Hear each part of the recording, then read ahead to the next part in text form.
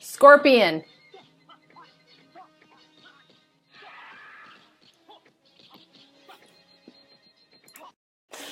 Hi, everybody. So you might be wondering why I showed you a little bit of one of my favorite of all time Kung Fu movies.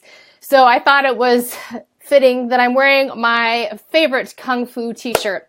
So today I was thinking about why do I love Kung Fu movies? And Five Venoms is one of my absolute favorites. I remember watching this later on. I might have been like 5. So this movie had been out for about 7 years. And I remember seeing parts of it with my dad. My dad and I would spend the weekends watching Kung Fu on Saturdays after he worked out in the yard or whatever. And then Sundays was always WWF.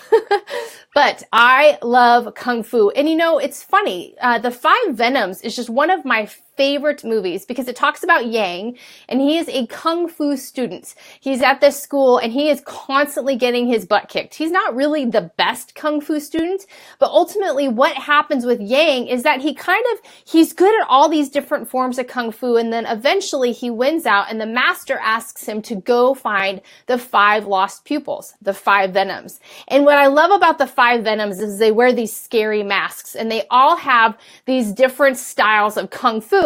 So you heard me say centipede. So there's centipede, there's snake, there's lizard, there's scorpion, and there's toad. It's a great movie. You have to go watch it. I think it's on YouTube as well. But he has to go find these students and he has to discern who's evil, who's not evil, and he has to overcome them. But again, he's not really awesome like the Five Venoms. He knows how to do all different styles, you know, centipede, snake, scorpion, all of those, but he's not really an expert in one of those. And so it just kind of follows him as he grows from, you know, a student that just doesn't know if he can do it, if he's good enough, if he'll ever become a master, to the guy who fixed everything in the end. So, you know, it's funny. There are a lot of different reasons that I love Kung Fu. Like I told you, I grew up watching them with my dad. I collect Kung Fu. I enjoy watching it. And, you know, even the subtitles don't bug me. I love it. But here's the thing. When I was thinking about Kung Fu, why do I love Kung Fu? Why do I love it so much? So there's 3 different components to why I love Kung Fu no matter what. Number 1, there's always internal conflict, always in my Kung Fu movies. And so it's usually like the main character is, you know, struggling with something internally, like they don't feel like they're good enough or they don't think they're going to overcome, just like Yang. He was just constantly had this internal conflict of the defeating thoughts. And am I going to get there? Am I going to, you know, receive approval from my master? Just those constant ruminations that are going in his mind. Number 2, the second component of why I love Kung Fu movies is there's always external conflict. That's what makes them so awesome with all these Kung Fu fighting scenes. I love them. I want nothing more than to be able to do those moves, to punch and kick and overcome. But there's always external conflict, right? There's always an oppressor. There's always someone to overcome, like the Five Venoms. And then the third thing that I really love about all Kung Fu movies is that there's always the need for instruction. So it's usually with my Kung Fu movie, it's a student and they receive instruction from a master. Like I used to watch all the old Kung Fu series, and I remember David Carradine when he was a student as a monk, he was always receiving instruction from the other monks. And then we fast forward to when he's a little bit older and he would recall the instruction that he got. There's always instruction in these movies, whether it's right here and there instruction, or they're always recalling that instruction, you know, that they received in the past. So, you know, what's funny is the more I thought about that, isn't that the reason all of us love any kind of movie? I understand if you don't like Kung Fu like me, but for those of you ladies that love the chick flicks, there's internal conflict, right? There's external conflict, and there's always some sort of instruction. You know, you think about fried green tomatoes, right? Fried green tomatoes, fried green tomatoes. There's always that internal conflict, right? The ladies were always fighting. They were always gossiping, but it came from a place of insecurity. And then there was always the external conflict where they're butting heads and they were fighting each other, but the instruction always came in, right? Wasn't that Dolly Parton? So, there's always that kind of those three components within movies that drive us to watch those movies. Because here's the thing. With our movies, if there wasn't those three components, why would we watch them? Why would we pick up a book? Why would we watch the news? It includes all three of these components. And so that's why I love coaching as well. So you guys knew this was going to turn back around, right? Because listen, when it comes to coaching, I have clients, and I myself, why I have a coach, is we're always dealing with internal conflict. So for you, that might be something like you're trying to find a soulmate and you just don't know how to do it. You don't know if something's wrong with you. It's overcoming, that self-doubt. It's just that chaos that you might feel in your mind or in your life. It's just that internal struggle, that voice that's always whispering in your ear that you're not good enough, you're not going to get there. How am I going to get there? It's that internal struggle. Then we always have external conflict, don't we? There's always something that just seems to get in our way and that we're always constantly fighting. Whether it's I can't lose the weight, or I just can't seem to get a job, or what am I doing wrong, to cause these conflicts with my family? There's always some sort of external conflict that we're up against.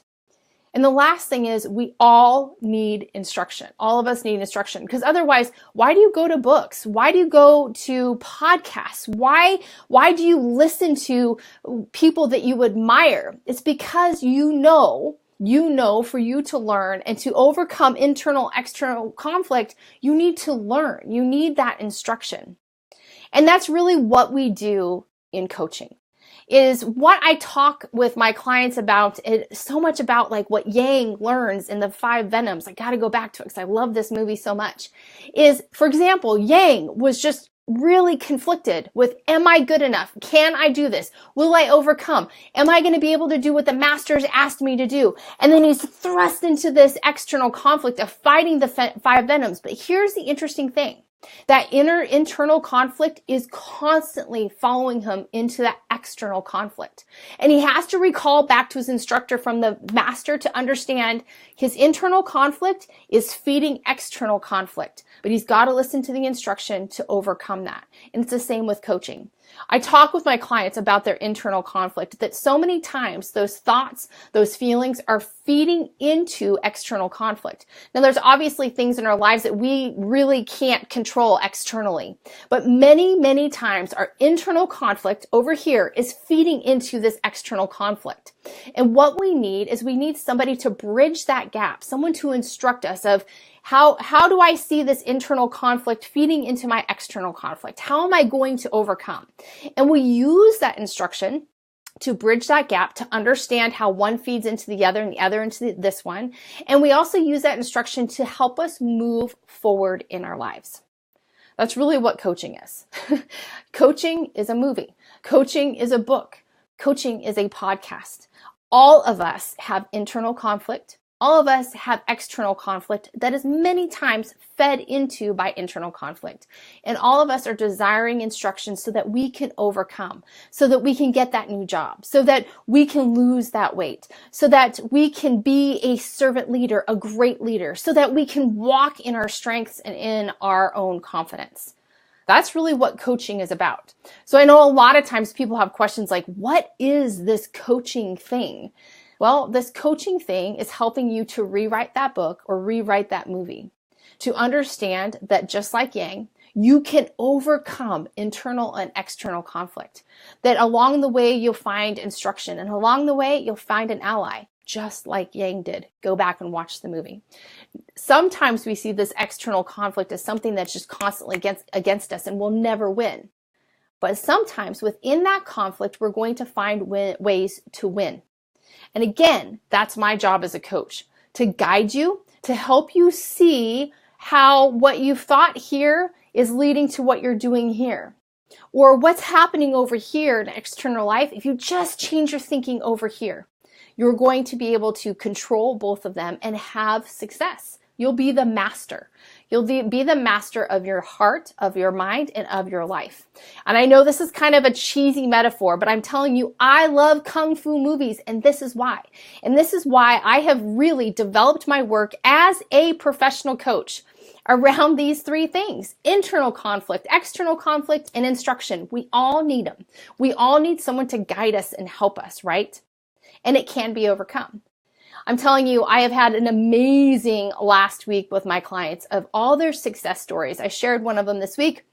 One of my clients, Crystal, came to me from a previous position. She came to me and she said, listen, Piper, I just need help. I can't figure this out.